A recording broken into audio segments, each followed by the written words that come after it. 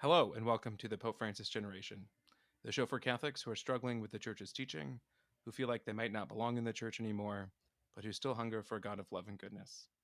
We're taking our own look at the Catholic Church, her teachings and practices from three views that have changed our world: the Kerygma, the doctrine of theosis, and the teachings of Pope Francis.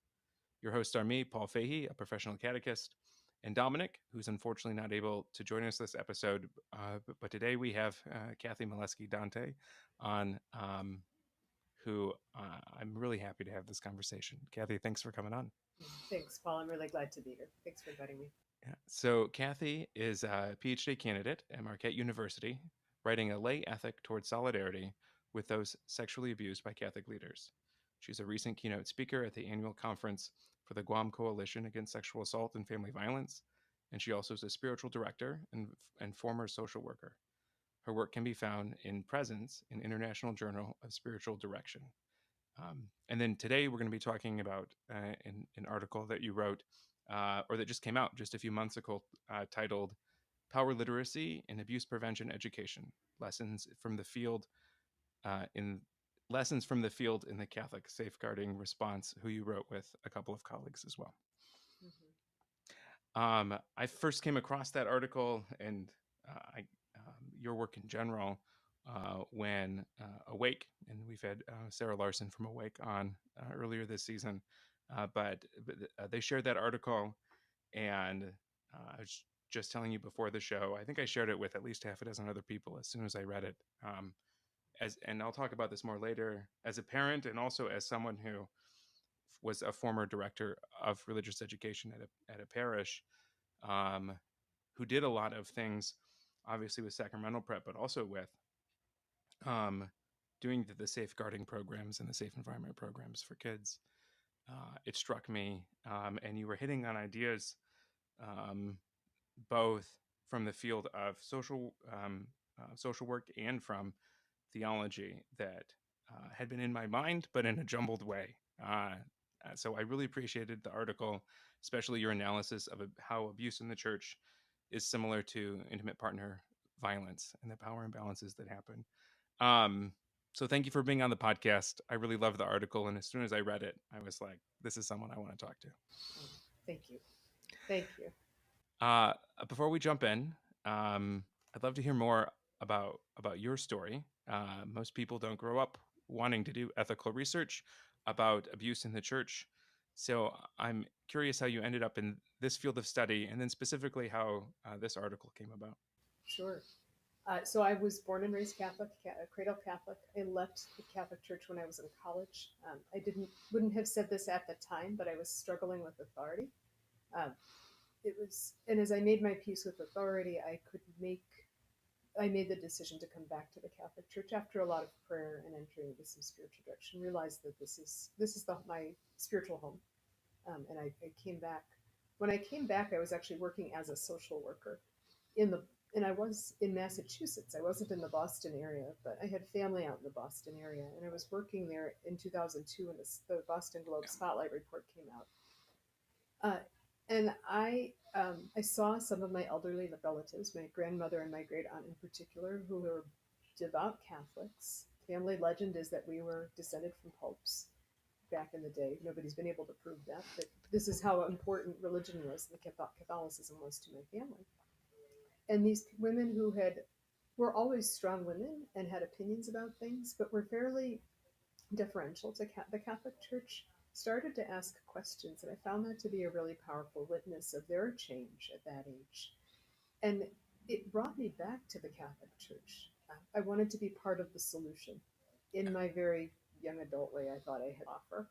Um, and I honestly thought it was done. When I went back to school, started in 2018, and within a couple weeks for PhD work, after getting an MDiv, my MDiv as well as my MSW, um, as part of my return.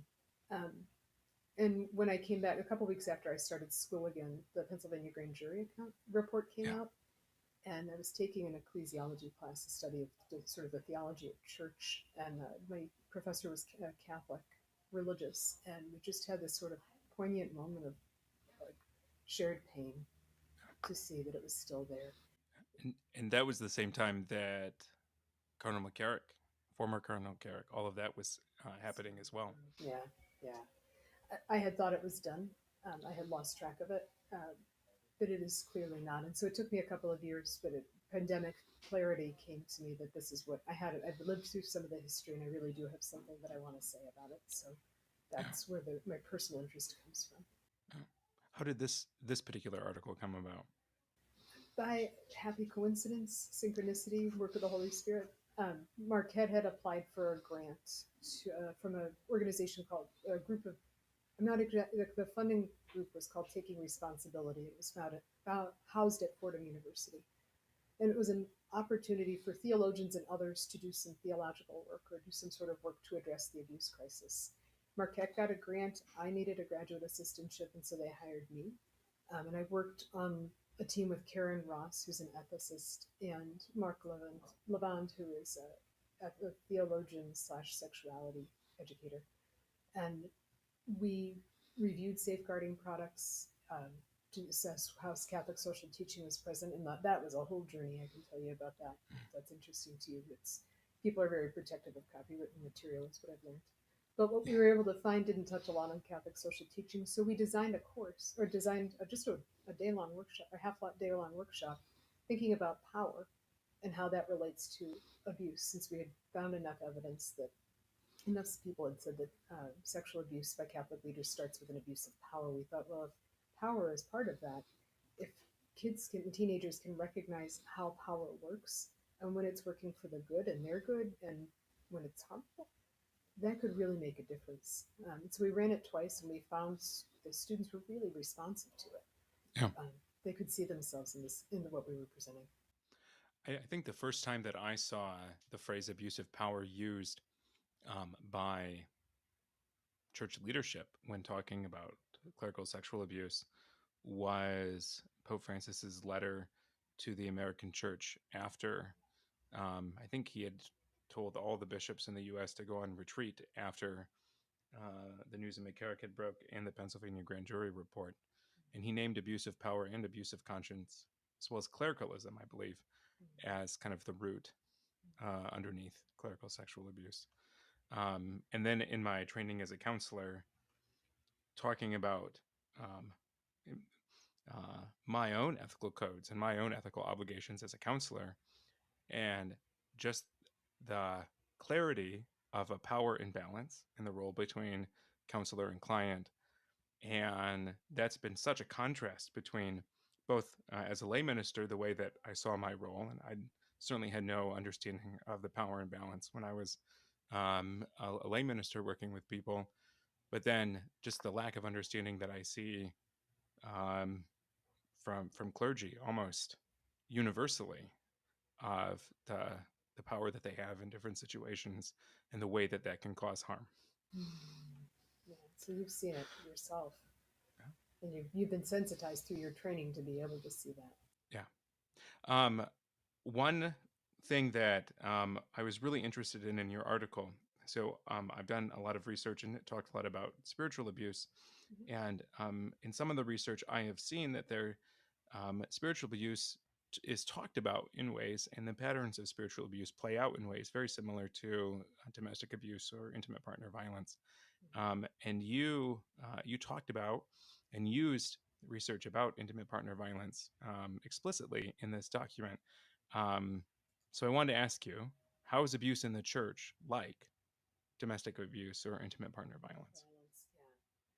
Yeah, I think I'll start off by saying that Mark Levand taught me that, Mark Levand, I didn't get his name correct, he taught me that the Catholic Church has inadvertently reinforced domestic violence and interpartner violence by teachings that we see like in Ephesians of wives be submissive to your husband.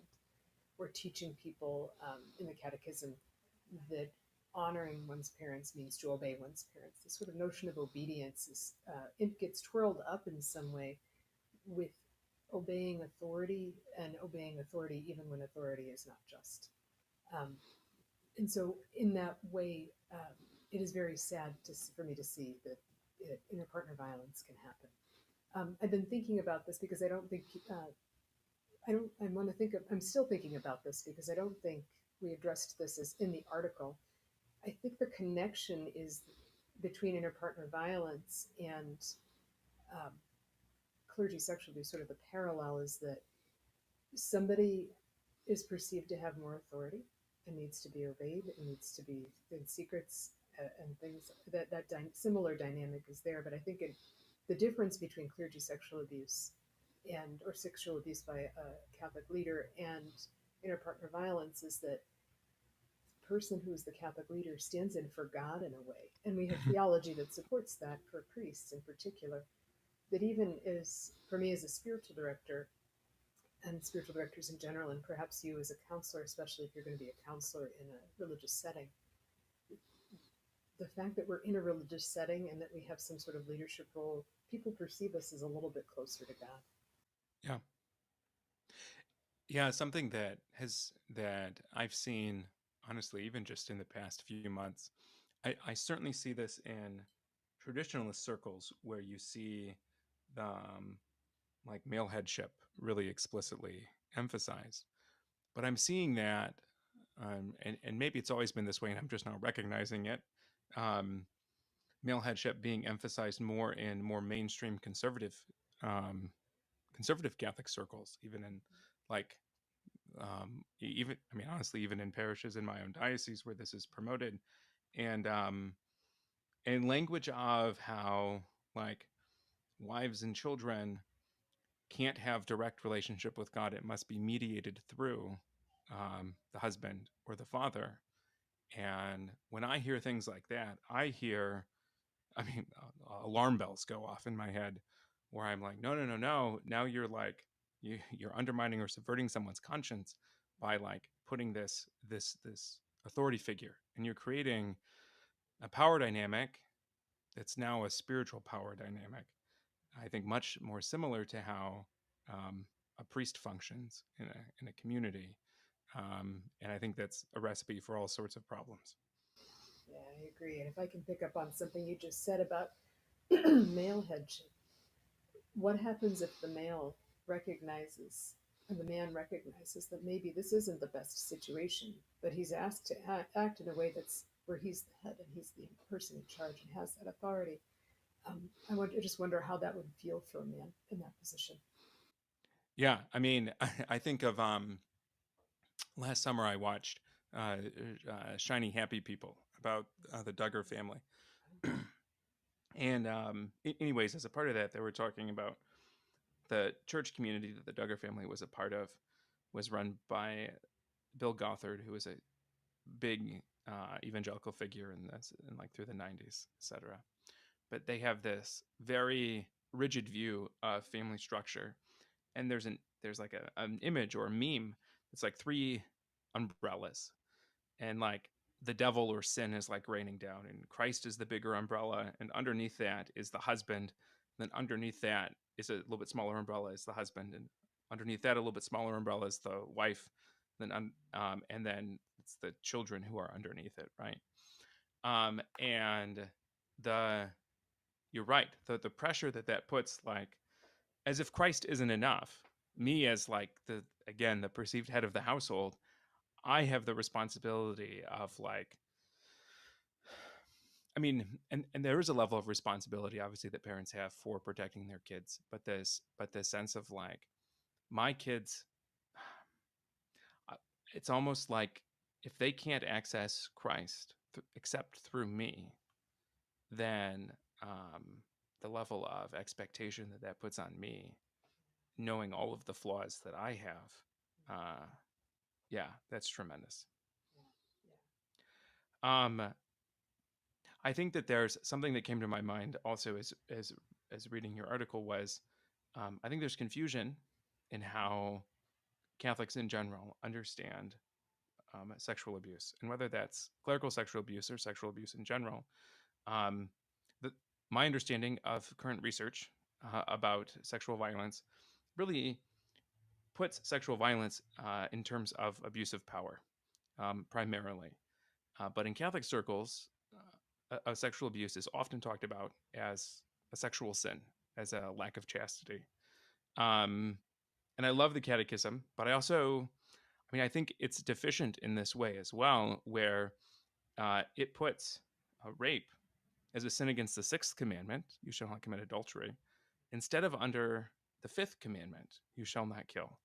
And things like torture are underneath the fifth commandment because there's a sense of like violating someone's bodily integrity. Um, and so I think that even the catechism is deficient in this area. Um, what's your assessment of this? Is sexual abuse in the church a matter of sexual immorality? Is it an abuse of power? Is it a mix of both?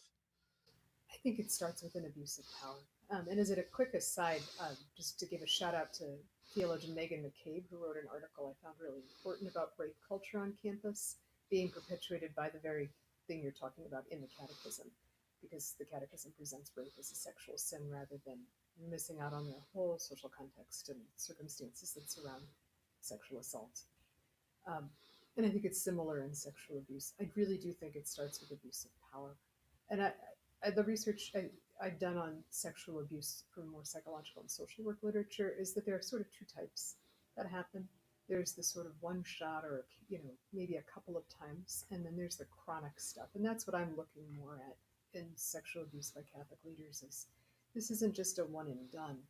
This is chronic stuff. And so there's an undermining of conscience. There's an undermining of agency. There's an undermining of in my opinion, of our capacity to access God.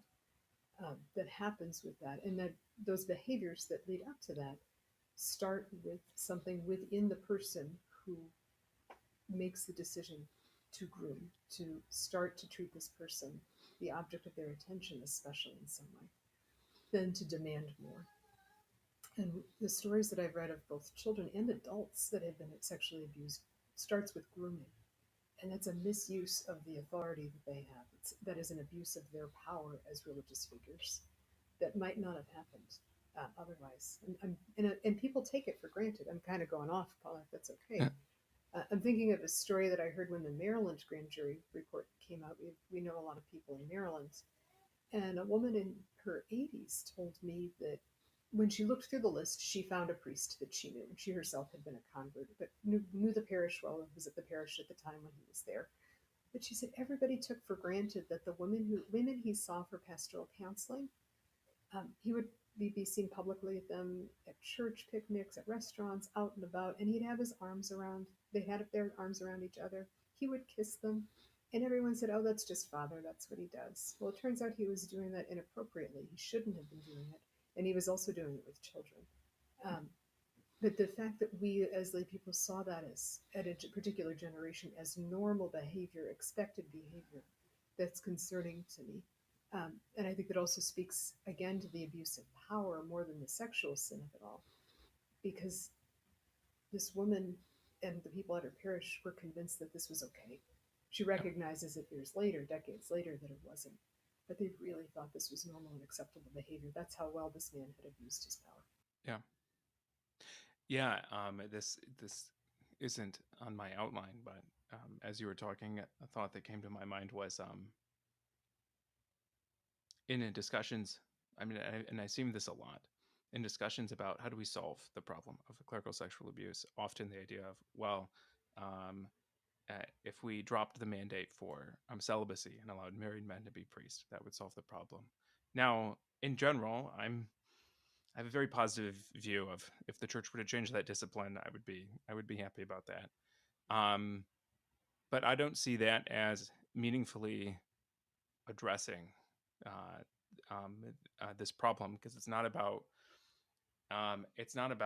priests not having an appropriate sexual relationship, so they act out. It's about abuse of power. Is that your assessment as well? What's kind of your thoughts on that? It is, and I don't know if you've looked at David, I'm blanking on his last name, but research that came out of Baylor by Diana Garland and David Poole. They studied sexual abuse by more Protestant pastors, empirically social abusers, they're social workers. They found that the grooming process was the same, and these pastors were married, and some of them were women. So I'm with you on that. Like, I see some very good reasons to expand the criteria for priesthood, but to stop as a solution to and I've seen it. I mean, I've seen it actually as recently as a collection of essays that came out a year or two ago from Europe. I am not convinced that that will solve the problem. I think it will actually create more of a problem that we're not yet equipped to deal with as a church. Yeah. Yeah. Um, we've touched on this already. How do you in the article you talked about how beliefs about women and femininity as being essentially submissive or receptive, and beliefs about men being inherently active and non-emotional, how these beliefs play into um, uh, and contribute to a culture that puts people at risk of abuse in the church. How is that the case? How do these beliefs connect to abuse in the church? That's a really good question, and I think we touched on it a minute ago around the notion of masculinity and male headship, in particular, that as an example. I think it sets up unrealistic expectations for men to not have emotions and then to deny feelings. And I'm thinking of men in particular. And my counseling training, and likely yours too, says if we aren't dealing with a feeling, it comes out sideways. It might be to kick the dog, it might be to yell at the kids. It could also be toward a tendency toward violence. It might also be it might be to turn inward as well and experience depression or suicidal thoughts. Um, so there's something about those expectations, and I would add this. I would add. I think that's the case for women too. If women are expected to only receive, but there's something that we want to give, that frustrated desire can show up sideways too, in ways that can be really detrimental to ourselves and to others. Yeah, yeah, and I've seen that too. That there was a discussion. Man, it's been a couple of years. I think it was at Catholic University of America after the summer of 2018 and McCarrick and the grand jury report. There was like a conference about this topic, and one of the speakers talked about how he was proposing. He's like, so much of our vocabulary in Catholicism, when thinking about parishioners and priests, is we frame it as um, the priest is the parent figure, and everyone else are children, and that immediately puts the lay congregation and lay people in positions of immaturity and dependency. The priest is automatically more holy, automatically more wise, automatically closer to God, and we are dependent on him because of that. And the speaker proposed using um, more spousal language of where you have uh, um, husband and wife having distinct roles but equal partners, right? Mm-hmm. And you don't necessarily have that vertical um, imbalance of power, right? And um, almost this forced immaturity or dependency. However, as we're talking about this, it seems like if we don't address the ideas about men and women, and especially women being inherently submissive or receptive, then even if we change the language, I feel like that dynamic could still play out just as much. Mm-hmm. Yeah, I think you're onto something. I agree with you. Um, in the article, you talked about structures of vice and structures of virtue, and that was a big concept within the framework. And I think earlier you mentioned wanting to talk about abuse in the church using some of the church's own language in its social teaching. Um, so, could you explain what you mean um, uh, by these terms, structures of virtue and structures of vice, and how they relate to both the church's teaching on structures of sin and also to abuse in the church? Sure, absolutely. Um, I'm going to start with the structures of sin piece. So Pope John Paul II, in the encyclical Sollicitudo Rei Socialis, brought forward the concept of structures of sin or structural sin, saying that this is another category of sin that we need to think about. And so it's been present. It was also present in the thinking of the liberation theologians from Central and South America, who were really trying to explain what the experience of poor people was, because it was more than a personal sin of somebody in another country who was buying resources or plundering resources from your area. There was something else going on, and they called that structural sin as well. So there's a structure here, and it's a structural sin diminishes everybody within the structure. Everybody is affected in some way. And there's a theologian, there are two theologians that have helped me in thinking about this. So we have acknowledged that they exist, but it raises questions. Those, like, we haven't done a lot of thinking sort of doctrinally that I found on how exactly these work beyond there's a relationship between personal sin and this sort of more collective sin. Connor Kelly, who is a theologian at Marquette, who's a moral theologian, he wrote something on, and he and I have talked about it, on the question of structural sin. And he thinks of the questions, it really points to a question about agency. Like, who's responsible here? Who's free enough here? Is it that the structures impair a person's agency, or is it the person's agency, influences the structures? What do we do with that? Then more recently, a guy from Boston College, Daniel Daly, wrote a whole book on structures and how they work. And he starts off with a more neutral approach to structures, just that they exist. And he says that they're webs of relationships that form between people and positions. He's drawing from sociology when he says that. And so he uses examples of like Little League and teaching in schools. Like if you in a school, you're going to have teachers and you're going to have students, and there's a relationship between those teachers and students that is unique to their positions as teacher and as student. Because teachers need students to be a teacher, students need a teacher to be a student. Along with those positions, there's expectations. Teachers should teach, students should be doing their homework. If you don't live into those expectations, then the structure's not working very well.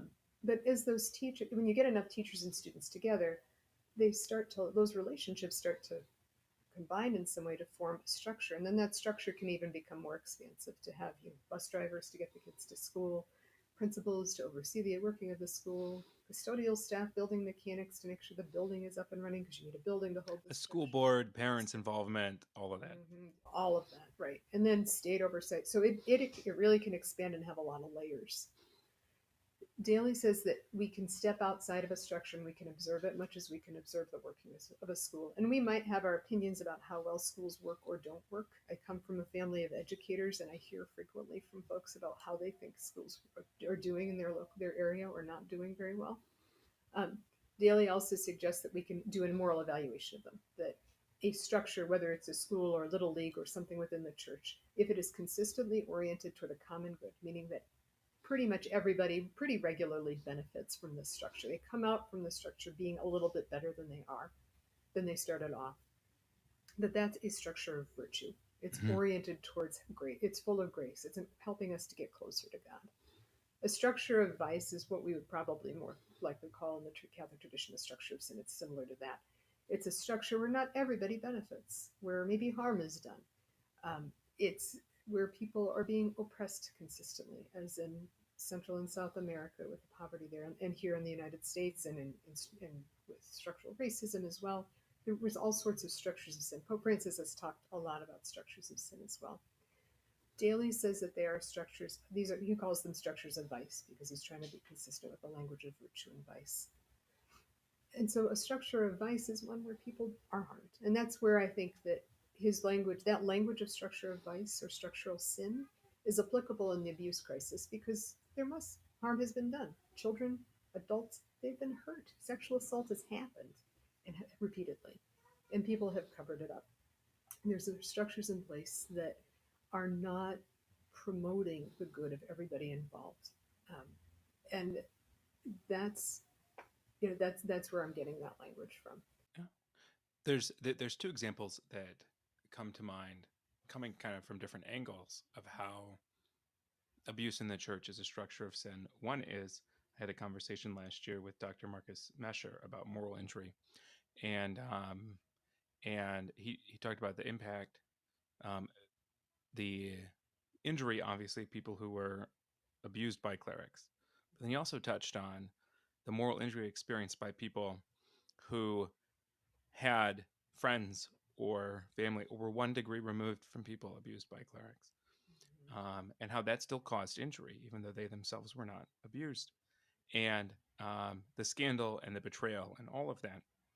I mean, you go I said this to him, you go 1 or 2 degrees removed from people abused by clerics, and you have pretty much the entire church in the United States. So how the personal sin ripples out into the whole community.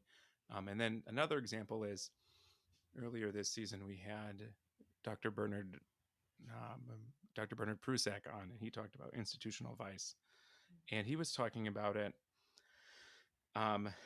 Not just that institutional vice causes harm, like you're talking about, but that it actually like binds a person internally, that they act differently when they're a part of the institution than if they were acting as an individual. And by differently, I mean worse. Yeah.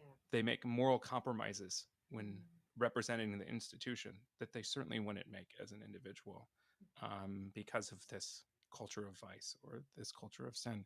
In the article, you point out 2 specific structures, clericalism and hierarchicalism.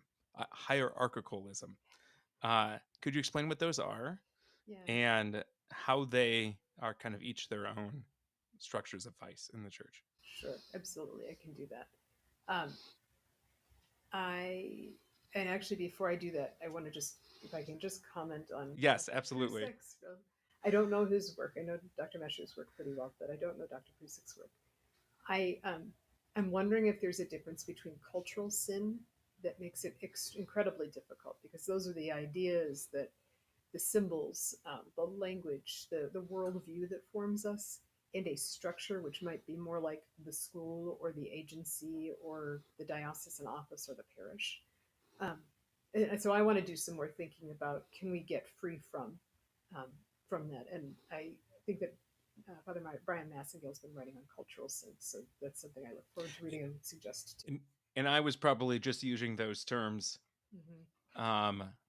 without the appropriate nuance too. Oh, yeah. I think about this stuff a lot, so I'm a little nerdy that way. But to go back to your question about structural clericalism and hierarchicalism, so structural clericalism is a structure where that was identified by Julie Hinland Rubio and Paul Schutz, and they're saying it's a structure. It's got a lot of power. It's a structure that privileges priests. Priests have more power. Priests have more authority. Priests get more trust, and it diminishes lay people and religious. It's they don't have as much agency. They aren't as free to do stuff. They're not as well respected. People don't trust them in the same way.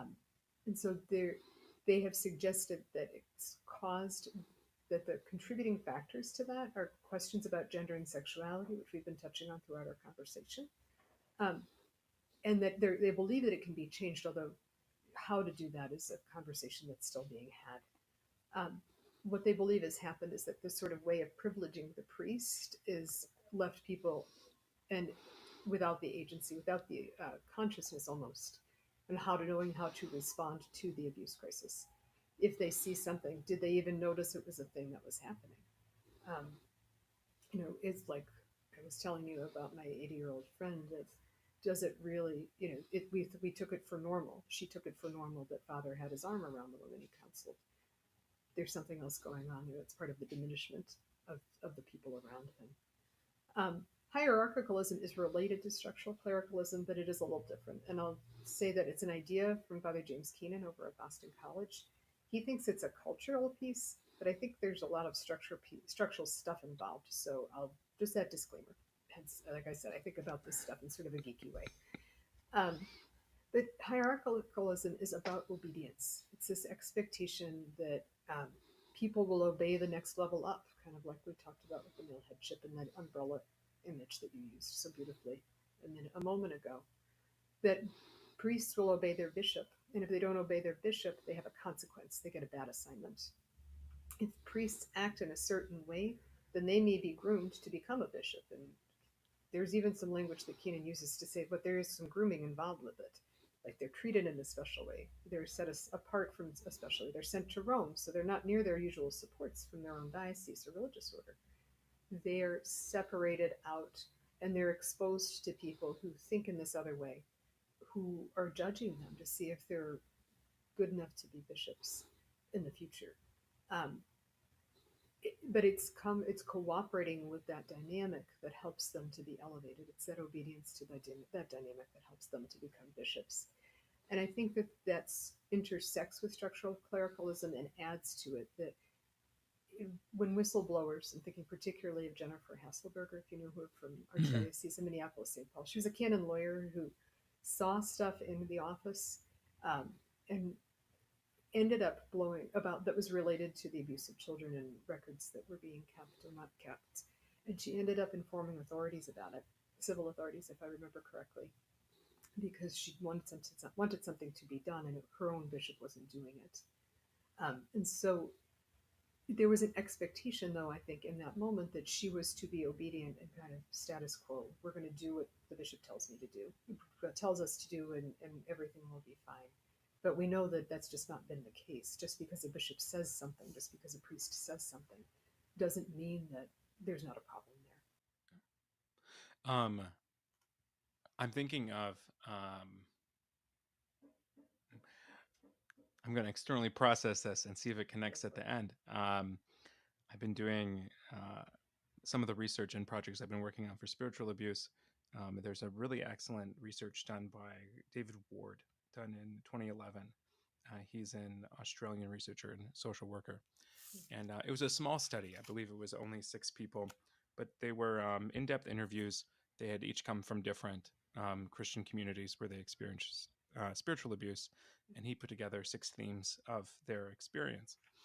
And the 6 common themes, the first one and the primary one, was that the leadership of that group represented God and spoke on behalf of God and represented God in such a symbolic way that disobeying the leader was disobeying God. That was how people experienced the leader. And that when people entered that community, there was a high amount of alliance between their internal beliefs and values and the leader and community's internal beliefs and values.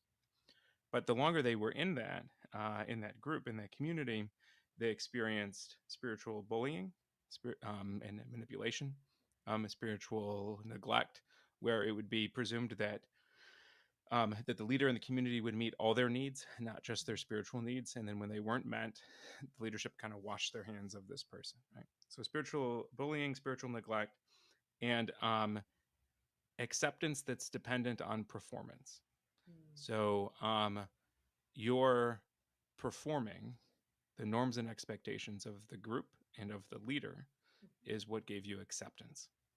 And that as they experienced those things, they experienced internal conflict because now their individual beliefs and values were becoming more incongruent with the leaders. And then as that would happen, they would have more external conflicts with the group and with the leader, which would cause more bullying and more of this behavior, and it would downward spiral until every one of these individuals' experience was that internal conflict caused psychological and physical symptoms. And they only left the group when the suffering they experienced from those symptoms became more important. Relieving that suffering became more important than staying in the group and all the connections they had in the group. So as you're talking about within the church, this hierarchicalism of priests having to play the game with their bishop in order to be a part of the group, this is what I'm hearing. I'm hearing elements of bullying, but really elements of you have to perform the right way in order to be accepted and to be valued. It just the internal conflict and internal stress or the numbing that a person has to do to avoid that addressing that internal conflict must be tremendous. I would imagine that as well.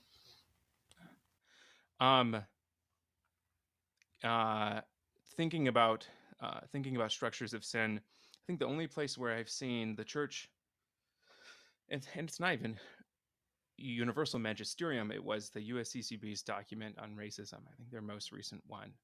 They talked about racism in the United States as a structure of sin, and they actually used 3 categories. They used personal sin, structures of sin, and cultures of sin, and talked about racism in all those different levels. And then Pope Francis talks a lot about solidarity, And in the church, solidarity is understood as both a personal virtue and as a social action to address structures of sin. So then, in my mind, thinking about, I mean, I like the language that we have, a lot of the language about racism in the secular culture, like being anti racist.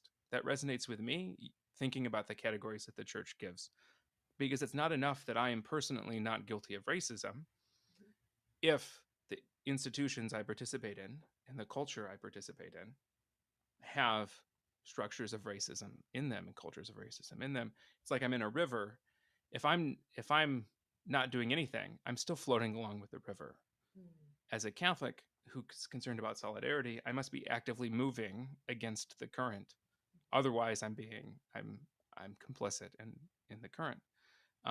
So there's an element of solidarity that just being personally free of guilt isn't sufficient.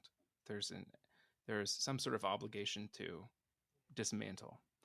Um, does that resonate with your experience of thinking about the structure of sin, of abuse in the church? And if so, what does dismantling look like for regular Catholics? Yeah, that's a great question, Paul. And I love the image of us floating in a river and needing to work against it if we're to change things. Um, because I think it's just, for me, that's a powerful metaphor for how hard it can be. It is in the water, sin is. It's not just our personal sin. Certainly there's that, but there's also the institutional sin, the structural sin, and the cultural sin.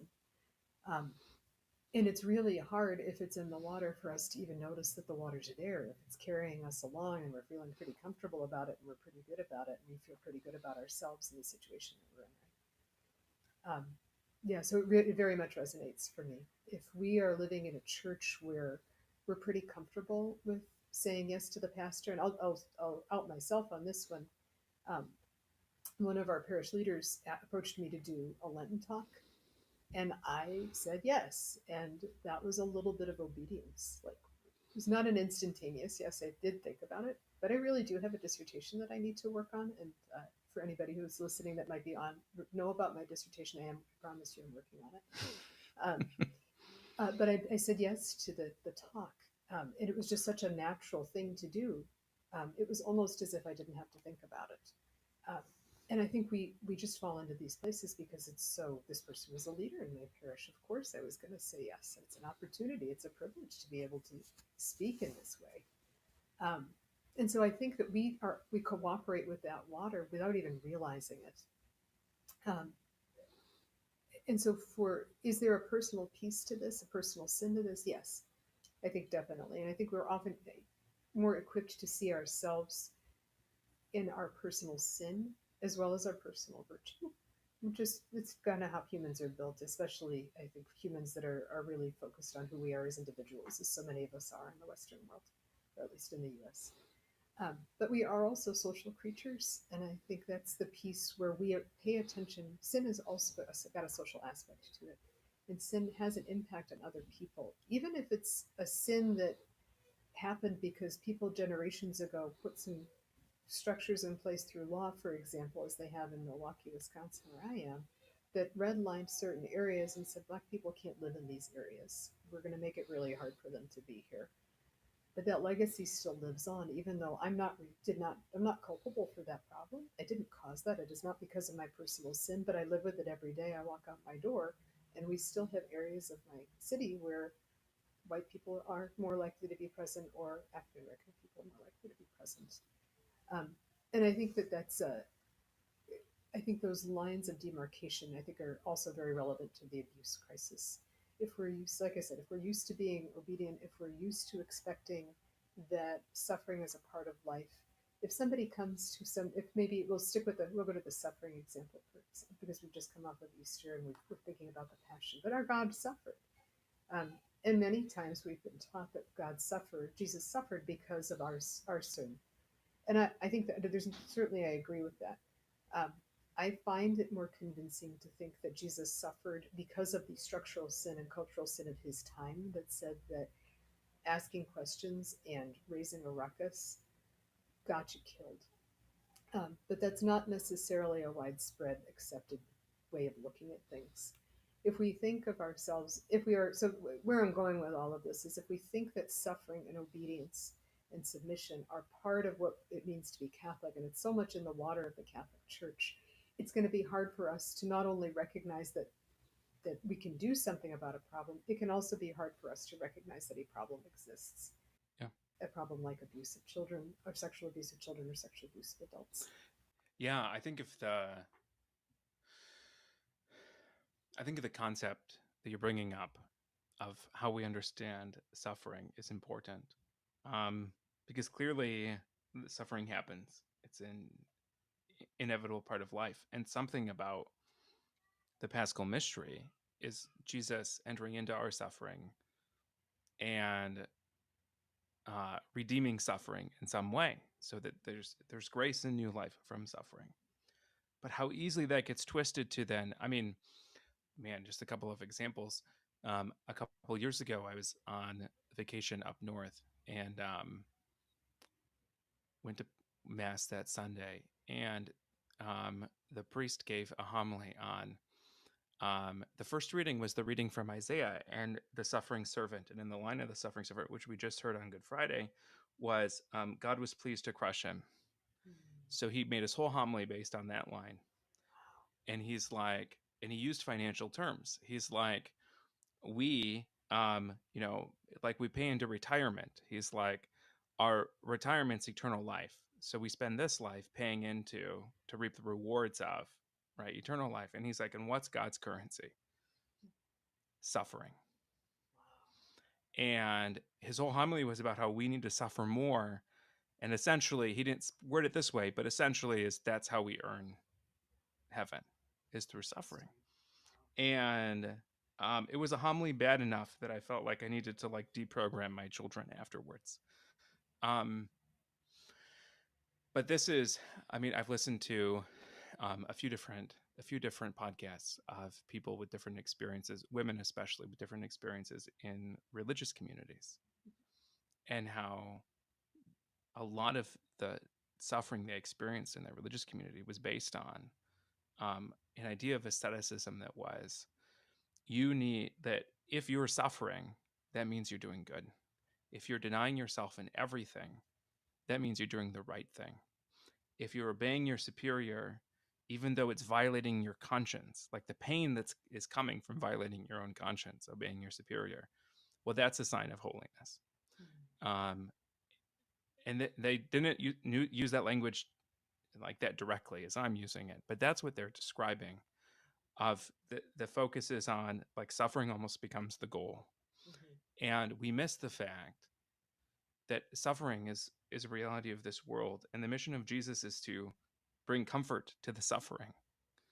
That's explicitly what he came to do, to identify himself with, and to give comfort to the suffering. I think of Pope Francis wrote the reflections for the Stations of the Cross this year, and so much of it was reflecting on the ways that we suffer in this life and how close Jesus is to us because of his own suffering.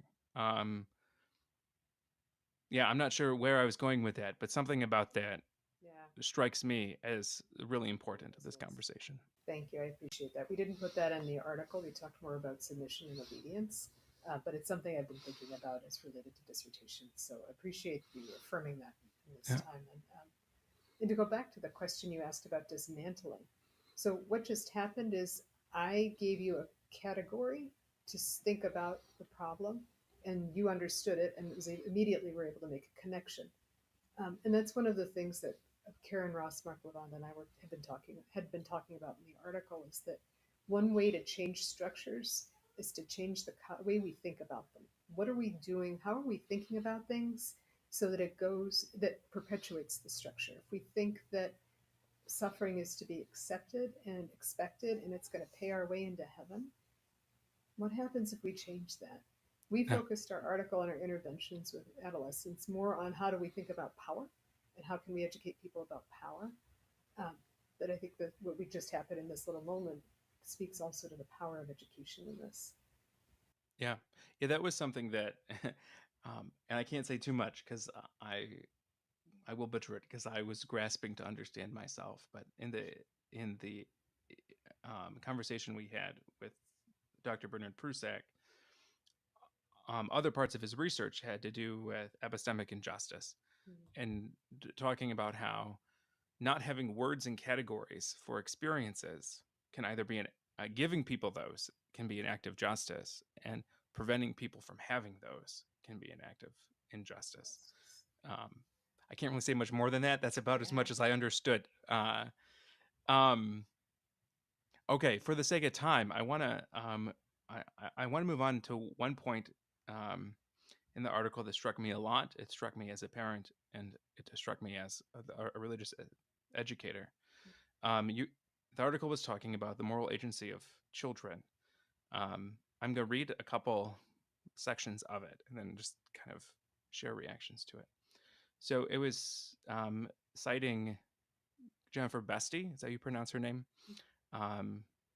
So the article cites her a lot and says this. She, Bestie, states that it is startling how little attention has focused on Catholic views of children and social norms requiring their passivity, obedience, and submission, and notes that these views have contributed to the targeting of children and adults, failure to believe children within the Catholic clergy abuse crisis. In light of this unhealthy power dynamic, Bestie calls for a child-centered account of justice for children, which necessitates a rethinking of the ways in which Catholic adults relate to children and understand children's moral agency. And then she goes on to share some of the research she's done with second graders preparing for their first communion and first reconciliation. And she shares an example of a teacher who was requiring their student to go to confession. And she follows that up by saying this. There are multiple unhealthy dynamics at play in these interactions that have theoethical implications for the ways we educate children within Catholic contexts. One of these unhealthy dynamics is the obvious coercion of children as they participate in the sacramental life of the Church, under the assumption that they lack any ability to make moral choices for themselves. Another is the power adults, and particularly Catholic leaders, have to coerce children past what they are comfortable with due to their religiously sanctioned authority. These relationships with unequal power exercised through coercion can create an unjust structure. By failing to recognize and empower the moral agency of Catholic youth, adults and religious leaders are making youth more vulnerable to abuse. So this caused me to reflect on the ways when I was director of religious ed, the way that I talked about and prepared kids from second grade to high school for sacraments. It caused me to think about the ways that my third oldest child just made her first confession here a couple of months ago. And the ways that I approached her, now that I'm more aware of spiritual abuse and abuse of conscience than I did my older children in my own preparation with her. And it caused me to think about Pope Francis's teaching that the Church is called to form consciences and not to replace them. Yeah, I'd love to hear your thoughts and reactions to this. Yeah, I think it's great. I think Jennifer's got some really interesting thoughts on this, and she has written something more recently that drawing on actually a blog post done by another ethicist, Emily Reimer Berry, who took a look at her daughter's catechism book. I don't remember what grade she was in, so I'm guessing like second, third grade, where she was being taught about sin and how it was a sin to disobey anybody in authority, be that parents or priest. And she, Emily says, I'm kind of concerned my daughter's getting set up for grooming. And Jennifer reiterates that in her essay, that unfortunately, this dynamic can set people up for grooming if they're not being taught to respect their own consciousnesses. Yes, whatever the plural of consciousness. Yeah. I'll say that Karen Ross wrote that part, and she's really terrific at that. She knows Jennifer's work really well. It does raise a question for me, though, as somebody who never had children. At one point, is the question, where's the line? Like should my child need to be potty trained, for example? There probably is an element of coercion in that, and I want to be able to respect a child's agency in that. But I also we need the kid to be potty trained to get into daycare, for example. So I've heard friends say to me who have had children. And so I wonder at what point there's a distinction between, and I'm wondering if you as a father can talk a little bit about this. What's the, maybe you, what are your thoughts on, like, when is there ever a role for coercion in parenting, or teaching or whatever? Certainly it's easier if your students are behaving well. But they also don't necessarily get a chance to engage and wrestle with stuff in the same way. Yeah. Yeah, I think you had posed that question to me in email as we were preparing for this, and the thought of abusive conscience is what comes to mind. I was sharing with you earlier, Father Samuel Fernandez from Chile has done a lot of research about abusive conscience, and the language he uses, he draws heavily from the idea of conscience being this secret sanctuary where I'm alone with God, and how abusive conscience is someone presuming to enter that sanctuary, and then the effect of that on myself is that then it's difficult for me to discern what's the voice of God and what's the voice of the invader, because they're both in that space. Um, so I've thought of this as a parent. I don't think it's ever my place as a parent to enter that sanctuary in my child. Mm-hmm. Um, Now that doesn't mean I don't have an obligation to form them, Mm-hmm. and in the spiritual life to help them to hear God's voice, and to trust that the Lord is good, and to trust that He cares about them, and to help raise them in the moral life and raise them in virtue, and either have them experience the natural consequences to their actions or impose consequences to their actions to help them change their behavior. But I see that as distinct from presuming to speak on behalf of God for them. Even though I'm their parent, I still do not think that that's my place. And I would say, especially using the categories that the church even gives. The church gives the categories of, like, um, the age of reason, 7, 8 years old, and that's when children receive first communion and first confession. Well, if we use those categories, if a child has reached the age of reason, then I would say that their conscience needs to be respected, I would say, in pretty much the same way an adult's conscience needs to be respected, for certain. Even if there's debate about, if they're 3 years old, what does that look like? By the time they've hit the age of reason, I would think that there's no more debate. Um, so this idea of a Catholic, a catechist or a Catholic teacher or pastor or parent telling their child, you must go to confession. To me, that's um, like, first of all, sacramental theology, if you're above the age of reason, sacraments need to be freely chosen. Mm-hmm. um, uh, we don't march people through a river and call it baptism anymore. That's not how the church understands sacramental theology. But I think that there's a line between telling a child, if you do this, there will be negative consequences. Mm-hmm. This is wrong. This is why this action is wrong. This is the harm that this action causes. Versus telling them, if you do this, you will go to hell. If you do this, this is a mortal sin. Because to me, by saying either of those things, you've now entered into that sanctuary. You've now presumed to speak on behalf of their knowledge and behalf of their freedom and their consent. And you've made objective behavior the determination for what their relationship with God looks like. So I'm not sure that answers your question, but those are some of my reflections on this as a parent, of how do I form my kids without um, stepping into that sanctuary and presuming to speak on behalf of God. Mm-hmm. Yeah, thank you for that. That sort of, we respect that boundary of that place, that they have a relationship with God that is sacred, that is special, that is theirs, and that's not the job of the parent to or anybody to interfere with. And I think that's where Bestie's work comes in, is that she's saying there is something very sacred and special. We need to teach children to form their consciences in age appropriate and developmentally appropriate ways. Yeah, yeah. I had something else that comes to mind, and this isn't in the outline.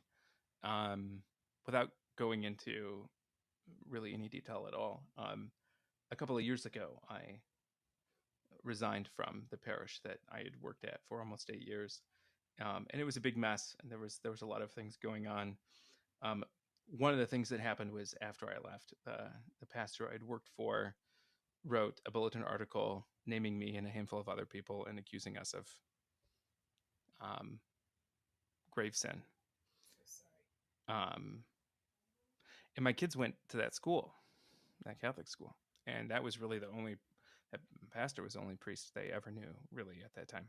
Mm-hmm. And it's a Sunday, so they're going to school the next day, and I'm like, I got to talk to them about this. And this is a conversation I was not prepared to have as a parent. So my wife Christina and I, we talked with them and ended up telling them something like, most people, I mean, everyone hurts other people. Most people, when they recognize that they've hurt someone, they apologize and they try not to do it again. Some people don't. And you don't need to be around those people. And that's why I left the position that I left. And that can be anyone, even a priest. And I was trying to walk the line of not demonizing this person, because I don't want to do that, or demonizing the church, because I don't want to do that, but also try and give them permission and empowerment to recognize, hey, if this is someone who doesn't actually show any interest in changing their behavior, I don't have to be around them, even if they're a priest.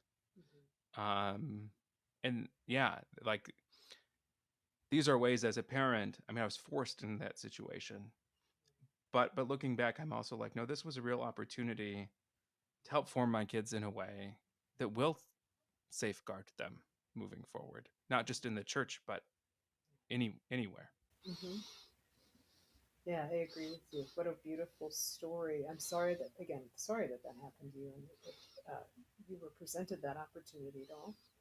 And what a beautiful way to show your children and to model to your children how to interact with power, with people with authority, even people with this sacredness of the priesthood behind I have like 6 more questions on this outline, and we've run out of time. My kids are going to be home from school any second, and the house is going to get loud. So we're going to have to skip a bunch of stuff. But first, I want to thank you so much for this conversation and for the article and all the work that you're doing. And whenever you finish your dissertation, if it gets published, I'm super, super curious about that as well. Thanks. Where can people follow you and find your work? Yeah, how can people get a hold of you? That's a great Do you question. want people to get a hold of you? I'm figuring out the social media thing right now. I'm on Instagram at Cathy the Hall Minister. I'm not on it very much. I don't post a lot about my work. But try me there, and I'll see what I end up doing. And I'm wondering, Paul, if when you put this up, if you would be able to link to the article for Journal of Moral Theology. Yes, that would absolutely. Be another way to do that. Yep. And I think my email is on the link. Excellent. For Marquette, so feel free to reach out to me by email too. Excellent. I look forward to hearing from folks. Yeah. Was there anything that I didn't ask you about that you wanted to spend a minute talking about? I guess just to put a request out there to folks, if you're listening and you're so inclined, I really am trying to think about how we can change structures in the church. Education is part of that, but there's also an action that goes along with that, and a discernment of action that I think is really important. So if you have thoughts, I would love to hear. If you have success stories, I'd love to hear. And I just invite us all to think creatively and pray through the working of the Spirit that we may continue to help our church to thrive and grow through this as well. So thank you. Thanks for this opportunity, Paul. I really appreciate it. Excellent. Cathy, thank you so much. And listeners, thank you for listening to this episode. If you like this conversation, please hit the like button or leave a review on Apple Podcasts so that more people can discover the show. You can visit us anytime or send me a message at popefrancisgeneration.com. And if you choose to become a paid subscriber, you get early access to each episode, and all of your support directly supports my family and allows me to continue to do projects like this. Also, join us over at Smart Catholics, the online community for Catholics who want faithful conversations that are unafraid of doubts and questions. And we're free of trolls and ads and toxicity. That's smartcatholics.com. Until next time, say a short prayer for yourself and for us, And remember, don't be afraid to ask questions. Doubts can be a sign that we want to know God better and more deeply. God bless.